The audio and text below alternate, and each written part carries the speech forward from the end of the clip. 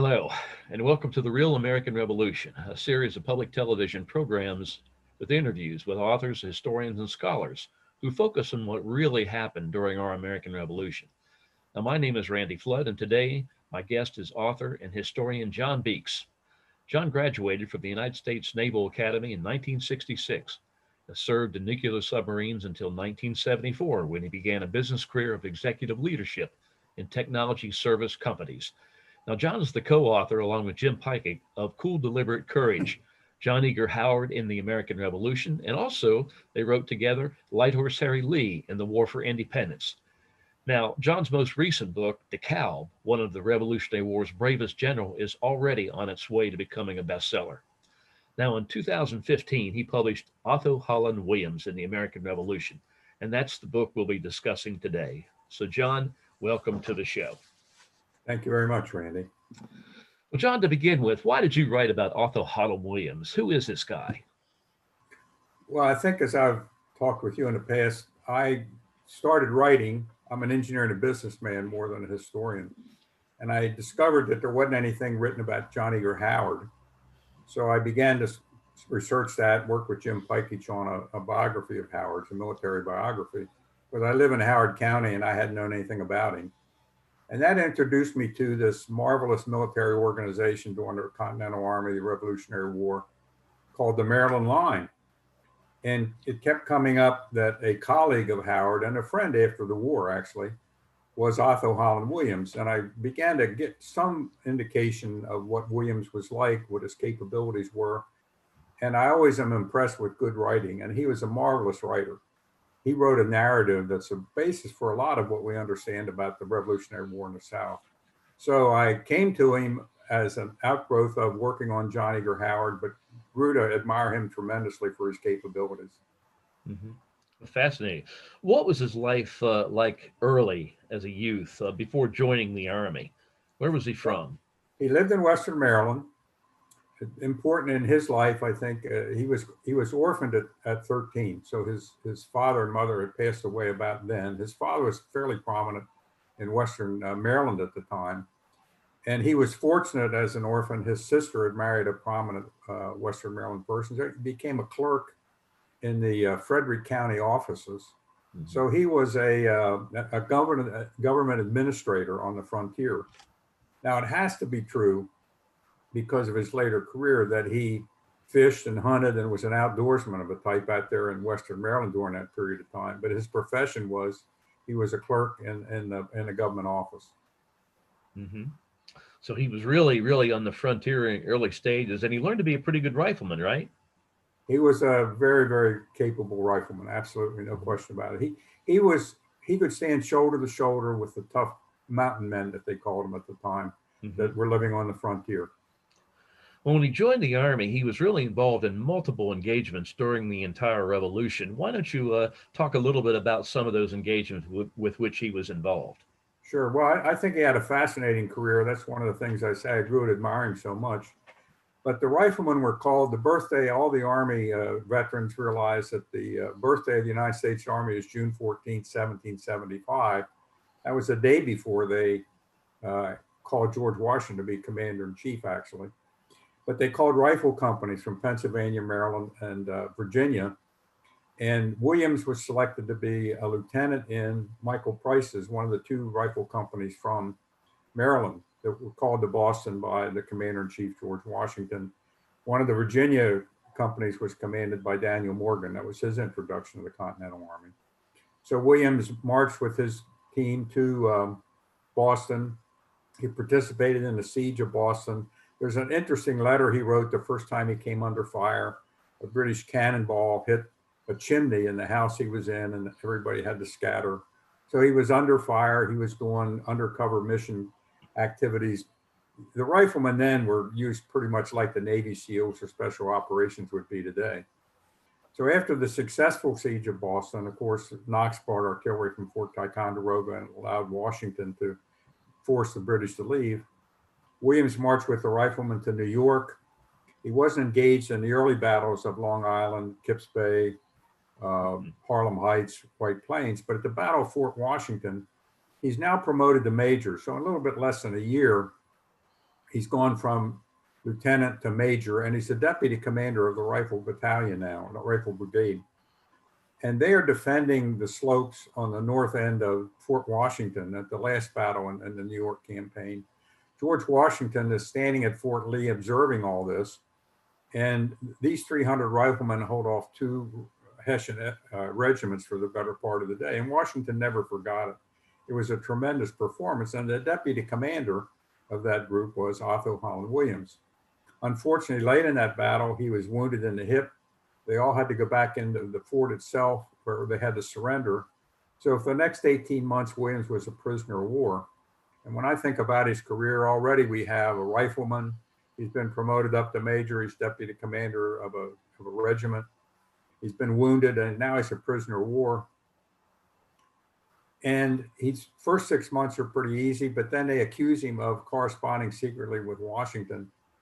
And he's thrown into the Provost, the old sugar house prison in New York City. And he's going to contact tuberculosis during that period of time. So this very, very healthy, very robust young man at 26 that had gone into the Army then.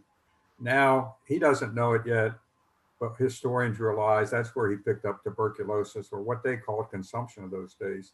And he'll die 19 years later, just withered away basically from this illness. While he's in prison, he's promoted to colonel, which also is an indication that he had made a real impression on Washington and all the Maryland leaders of the time. So he's promoted to colonel, he's exchanged, and he comes back into the Army just in time for the Battle of Monmouth.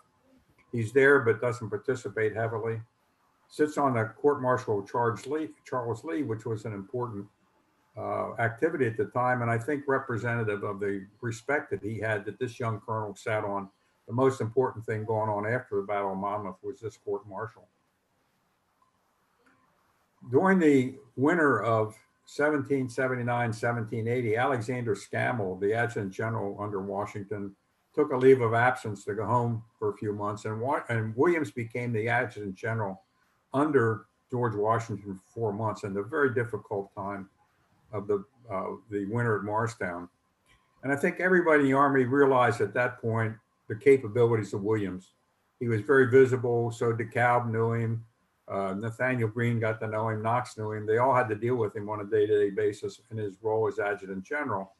And very importantly, I think, from that time forward, as he went with DeKalb to march south from Morristown, New Jersey, toward the south to relieve Charleston, DeKalb made him adjutant general. Gates then relieved DeKalb, and Gates kept him as adjutant general.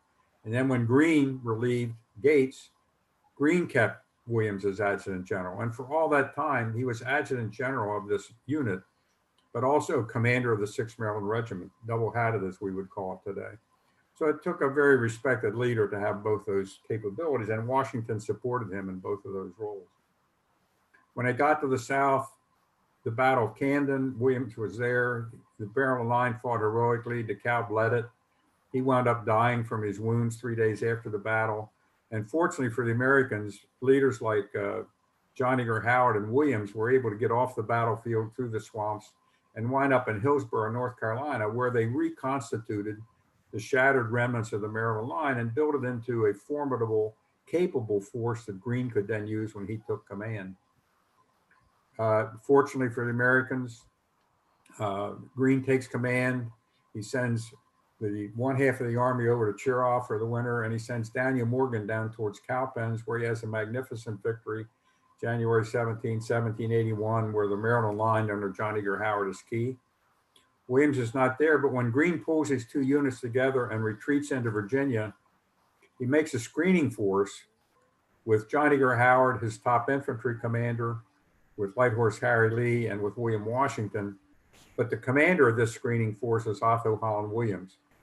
Greene had wanted Morgan to do it, but Morgan retired home to Winchester. He had bad sciatica.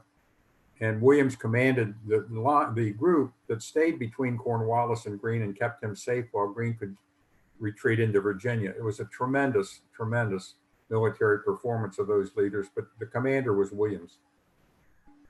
After Greene returned to North Carolina, The Battle of Guilford Courthouse was March 15th, 1781.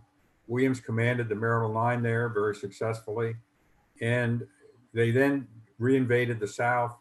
There was the Battle of Hobkirk's Hill, where the Maryland line was disappointing that particular day, but Williams certainly stood firm in the battle. And then at Eutaw Springs, the last major battle in the South, in August of 1781, Williams led the final charge of the Maryland line, which impressed Greene. He sent information to Congress that wound up with Williams being awarded a sword by Congress for his performance. Let Williams and his bayonet sweep the field, which they did. Mm-hmm. And Williams then, by 1782, a little bit after that, Greene worked with him, and he became a brigadier general in May of 1782. So again, his military history is one of many, many combat encounters, major battles, starting as a 26-year-old rifleman. He ended the war as a 33-year-old brigadier general. It's a magnificent summary of a career that touches all kinds of bases in the history of the Revolutionary Army. Mm-hmm. Well, you talked about some of the relationships that he had with George Washington and Nathaniel Greene, and certainly Baron DeKalb and Horatio Gates and Light Horse Harry Lee, and I know he was particularly close to John Eager Howard.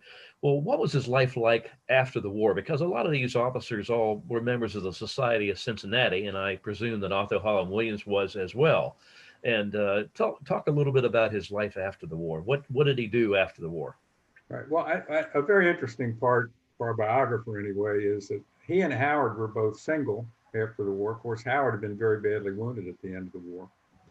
And but they went together to parties and sort of had a veteran's enjoyable year or two, going to parties, and sort of there's a lot of talk in all the correspondence of those days about marriages and who's going to marry and all that. And so they were two young gentlemen on the party circuit for a while. It's kind of interesting, just for a year or so. Of course, then Williams got married. Williams married a daughter of a very wealthy Baltimore businessman. And that sort of slowed that down. And then a year or two later, Howard got married. But Williams became the collector of the Port of Baltimore.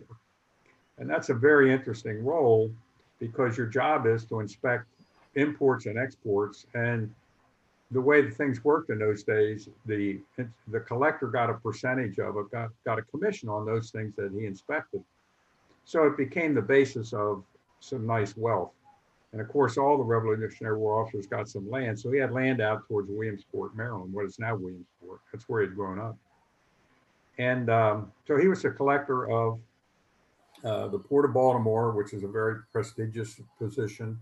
He married a wealthy woman, and he had 5 sons, one named Henry Lee Williams, one named Edward Greene Williams. So he honored his Revolutionary War friends.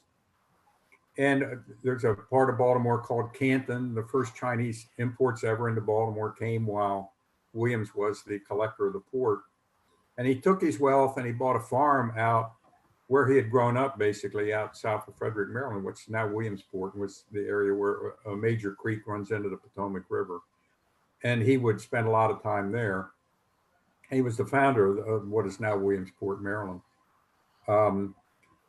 George Washington visited Williamsport in 1790. Washington was asked by Congress when he was president to tour and decide where would be the capital of the United States. And interesting place, York, Pennsylvania was mentioned, Havre de Grace, Maryland was mentioned, and Williamsport, Maryland was mentioned. And Washington visited there, had dinner with Williams at Williams's farm to assess whether or not Williamsport could be the capital of the United States.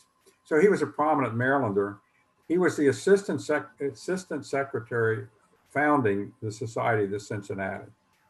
So, Washington was president, the secretary was Knox, and he was very active in that organization until he passed away in 1792.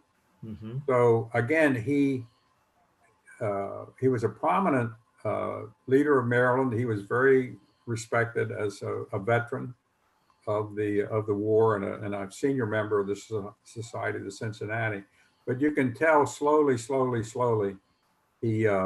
he faded away with consumption, with tuberculosis. There's one little note in one of his letters during the war in the South where he said, "I had to take 2 days off to rest." And that was the first indication I know of in all his correspondence that, hey, this is coming on him.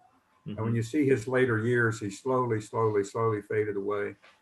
He would try to play soldier with his sons and all that kind of thing, but he can only do that for a few minutes because he just didn't have the strength. Well, John, what should Americans know really about Otho Holland Williams? Why is he important, and what's the key takeaway from your book that readers really need to remember? What I think is that this is one military career during the Revolution. First of all, I've talked a lot about Williams, Howard, Lee. All these were young men who had no prior military training. And yet by the Battle of Yorktown, the American Army was as good as any on earth. And these officers were as good as any on earth. So they learned, they grew, they made mistakes, and they learned from them. And I think Williams was one of those that must have had within him somewhere all the characteristics that make for a great military leader that he didn't know he had when he was 26 years old and became a rifleman.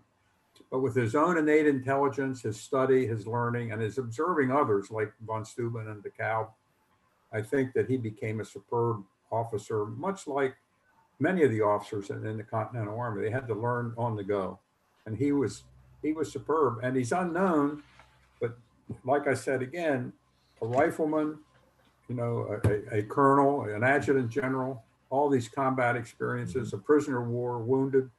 The story of the Continental officer is embedded in Otho Holland Williams' story. Well, John, thank you so much for joining us today to talk about Otho Holland Williams and the American Revolution. It's a fabulous book. It's been a pleasure to have you on The Real American Revolution.